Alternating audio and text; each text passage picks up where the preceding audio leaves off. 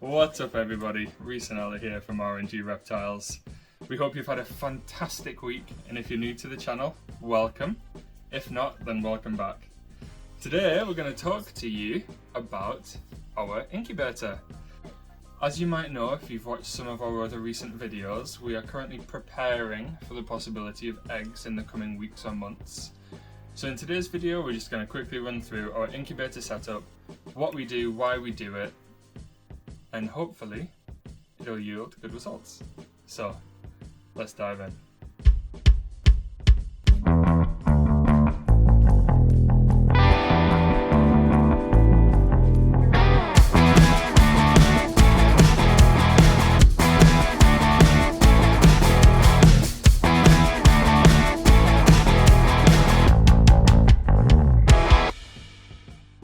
Alright, so our incubator of choice for our first season is the Exoterra incubator, which you can see right here. Now, in anticipation of our first season being for only 2, maybe 3 clutches at most, we decided to invest in this incubator as it was an ex-display model from one of the IHS shows at Doncaster in 2022, and we got it for an absolute steal. So this was only £100, so kind of for any US dollar users in our audience, that would be about $120. It came fully boxed with all of the instructions, all of the original packaging, everything like that, so I'm pretty happy with the deal that we actually managed to get on it. The cost included only this box with the electronic thermostat, heater and humidifier unit, which I am about to show you. So let's actually take a look inside at the other equipment that's going to be used in conjunction with this incubator. So the inbuilt thermostat here will control both the desired temperature as well as humidity, and temperature can be set in both Celsius or Fahrenheit. Here in the UK I predominantly work in Celsius, so for my own comfort that's how this is currently set. And I'm not sure if the camera can pick it up very well, but in the lid you can see the heating elements, which are what will control the temperature inside the incubator. And the heating element can be set to pulse, dimming and on-off. There's 3 different kind of methods of temperature control. And inside the incubator we have this device here, which is a humidifier. So in the very bottom of the incubator there's a little reservoir where you can put water in, and once you put this piece of foam into place, the humidifier just sits in there. So when this humidifier is actually plugged into the thermostat unit, it'll automatically generate the appropriate level of moisture in the air within the incubator per the settings on the thermostat. So it really just eliminates any cause for concern or need to worry about that. Now, in addition to the humidifier that's going to be plugged in, this is the egg box that we are planning on using. This is a 4-litre rub from the really useful box manufacturer, and this happens to perfectly fit 2 times inside this incubator. Now this purchase was purely coincidental, but really worked out well for us. And of course, in addition to the box itself, we've got an egg tray here, which is going to be sat on top of a substrate of water mixed with vermiculite, which we have pre-prepared here. So of course we've not made up the egg box yet because eggs are still a few weeks out at absolute earliest, but this is pretty much everything. So we've got the vermiculite substrate with water inside an egg box, which also will have our egg tray.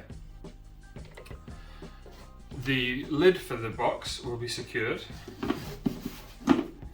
and then up to 2 boxes at any one time can be placed into this incubator.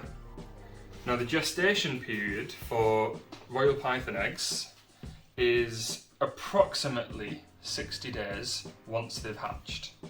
So of course a substantial amount of development for the hatchlings happens while the eggs are still inside the mother. But once they've hatched, then the timer starts. So temperature actually plays a really massive role in the incubation of eggs, and the warmer the temperature, the quicker the eggs are likely to finish developing. So in a really warm environment, so for example, if you were to incubate at 90, 91, 92 Fahrenheit, which is 32, 33 degrees Celsius, the development period for any eggs is going to be close to 50, 55 days as opposed to 60. However, the higher the temperature, the greater risk of any hatchlings having developmental problems is going to be. So yes, your eggs might hatch quicker, but you're also opening yourself up to a higher risk of kind of birth defects and deformities. And for RNG reptiles, Gabby and I, that is just not worth the risk at all. So it's absolutely our intention to incubate our eggs at a comfortable, albeit lower temperature. So I'm expecting to have this thing set to about 31 degrees Celsius. So I think that's about 87-ish, 88 Fahrenheit. That is just some rough maths though, so don't hold me to it.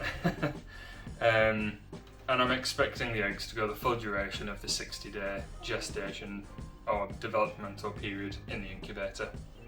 So just for illustration purposes, we just thought it might be worthwhile giving a very brief demo on how the humidifier actually functions once it's plugged in. So the humidity level is set now to 99%, which is the required humidity level for incubating royal python eggs. And as you can see, the humidifier is working here, just spitting out steam, and it will continue to do so until the internal humidity level of the incubator reaches 99%.